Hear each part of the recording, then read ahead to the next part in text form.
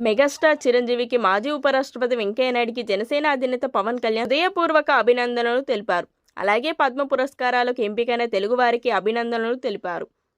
భారత చలనచిత్ర సీమలో తనదైన ప్రత్యేక స్థానాన్ని స్వయం కృషితో సాధించుకున్న అన్నయ్య చిరంజీవికి పద్మవిభూషణ్ పురస్కారం వరించడం ఎనలేని సంతోషాన్ని కలిగించిందని పవన్ అన్నారు. నటనలోకి ఎంతో తపనతో అడుగుపెట్టిన అన్నయ్య తనకు వచ్చిన ప్రతి పాత్రను చిత్రాన్ని మనసు పెట్టి చేశారని, కాబట్టే ప్రేక్షక హృదయాలను గెలుచుకున్నారన్నారు.